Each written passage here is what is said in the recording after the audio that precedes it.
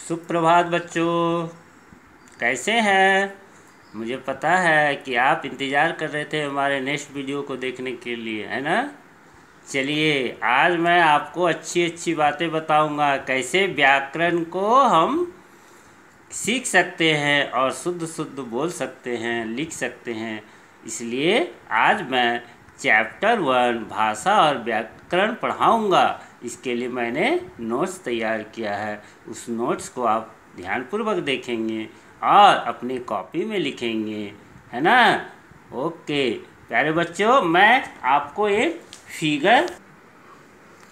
ये पिक्चर देख रहे हो ना। इस पिक्चर को ध्यान से देखो। इस पिक्चर में जो आपको बताया जा रहा है कि भाषा का आविष्कार कैसे हुआ, है ना। पहले मानव क्या करते थे, अपने विचारों को संकेत और चिन्ह के द्वारा व्यक्त करते थे। धीरे धीरे वो बोलना शुरू किया, जिसके भाषा का आविष्कार हुआ। ये आप देख रहे हैं ना फिगर को। इसमें देखिए किस तरह से सांकेतिक रूप से बताया जा रहा है। लोग समझ नहीं पाते थे पहले भाषा को, तो या उनके वर्णों को नहीं जानते थे, इसलिए वो इस तरह से चिन्ह के रूप में इसका प्रयोग करते थे। पत्ते पर लिखकर अपने विचारों को शिलाओं पर, स्तंभों में, पत्थर के दीवारों पर, मिट्टी या पत्थर के छोटे छोटे टुकड़े पर व्यक्त कर देते थे। चलो मैं नेक्स्ट आपको दिखाता हूँ दूसरे फिगर की। देखो ये फिगर देख रहे हो। ये फिगर जो है, अब देखो पहले लोग ये मछली को जो है इस तरह से सांकेतिक रूप से बनाया, फिर धीरे धीरे उस फिगर में चेंज करके इस तरह से लाया, फिर इसको इस तरह से लेकर आया।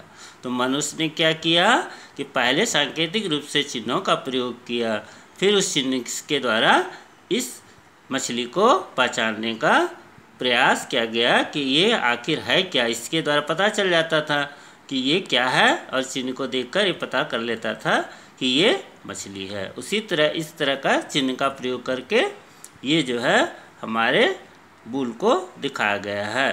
तो इस तरह से हम देखते हैं कि ये चिन्ह का प्रयोग करते हुए इस बुल का पहचान किया गया। उसी तरह अनाज का पहचान के लिए ये तीसरा लाइन में आप देख रहे हैं, ये अनाज का पहचान के लिए इस चित्र को दिखाया गया है।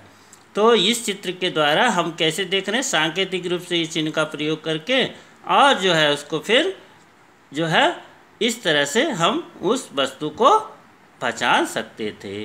तो अब भाषा की उत्पत्ति कैसे हुआ, तो अभी मैं बताऊंगा कि भाषा है क्या और कैसे लोग फिर अपने ध्वनि के माध्यम से छोटे छोटे ध्वनियों से शब्द बनाते गए, और वो शब्द के द्वारा फिर अपने विचार को आदान प्रदान करने के लिए भाषा का उत्पत्ति हुआ। चलो अब आप लोग कॉपी निकालो, मैं कुछ नोट्स आपको लिखाऊंगा। बच्चों ऊपर में कैसे लिखोगे, पाठ लिखना। मैंने चैप्टर लिख दिया है, लेकिन आप पाठ लिखोगे। पाठ 1 भाषा और व्याकरण, शीर्षक आप लिखेंगे भाषा और व्याकरण। अब भाषा व्याकरण में शीर्षक हो गया। अब बात आई सबसे पहले क्या है, भाषा। तो भाषा कैसे बनी, मैंने आपको बताया है फिगर में, तो उस प्रकार से भाषा बनी। अब भाषा किसे कहते हैं, इसको लिख लेना। वह साधन है, भाषा क्या है, वह साधन है जिसके द्वारा हम लिखकर, पढ़कर, बोलकर या सुनकर अपने भावों या विचारों का आदान प्रदान करते हैं, उसे भाषा कहते हैं। वाह, वेरी गुड, लिख लिया आपने। भाषा के रूप कितने रूप होते हैं, पहला होता है मौखिक, दूसरा होता है लिखित। लिखित किसको कहते हैं, बोलना और सुनना भाषा के मौखिक रूप हैं। बोलना मौखिक रूप किसको कहते हैं, बोलना और सुनना भाषा के मौखिक रूप हैं। उसी तरह लिखित रूप क्या है, पढ़ना और लिखना भाषा के लिखित रूप हैं। Very good.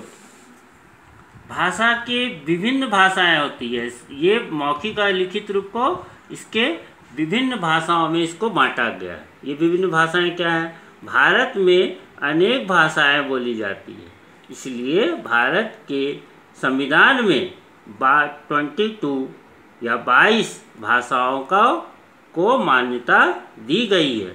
वो भाषाएं क्या है ये आप लिख लो। ये भाषाएं हैं, देख रहे हो ना? हाँ, आपको दिखाई पड़ रही है। सारी भाषाओं को लिख लेना अपने कॉपी में, ठीक है? मैं पूछूंगा एक एक करके कि कौन कौन सी भाषाएं हैं, उसका पूरा नाम याद रहना चाहिए, तो ये आप लिख लेंगे। अब इसमें आती है कि बोली, क्योंकि भाषा से हम व्यक्त तो करते हैं लेकिन बोलते किस प्रकार से हैं, तो बोली क्या है इसको जानेंगे। जब कोई भाषा केवल बोलचाल के रूप में रहती है और किसी विशेष या सीमित क्षेत्र में बोली जाती है तो उसे बोली कहते हैं। जैसे अवधी, कन्नौजी, क्योंकि ये छोटे से क्षेत्र में ही बोला जाता है, इसीलिए इसे बोली कहते हैं।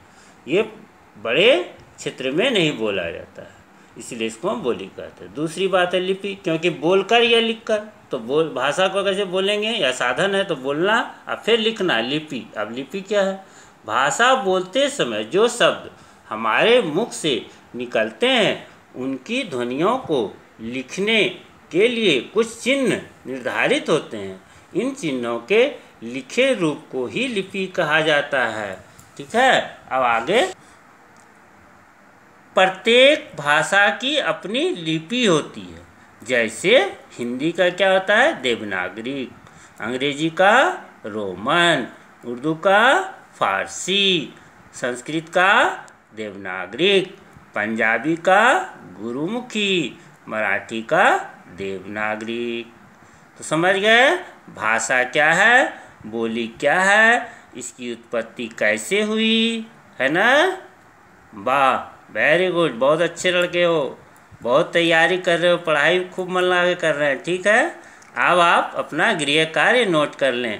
पहला है भाषा किसे कहते हैं, दूसरा है भाषा प्रश्न संख्या 2, प्रश्न संख्या 1 में भाषा किसे कहते हैं, प्रश्न संख्या 2 में भाषा के कितने रूप है। मैं आपका होमवर्क देखूंगा, ये नहीं कि नहीं देखूंगा, इसलिए अगले वीडियो में मैं बताऊंगा कि व्याकरण क्या है। धन्यवाद।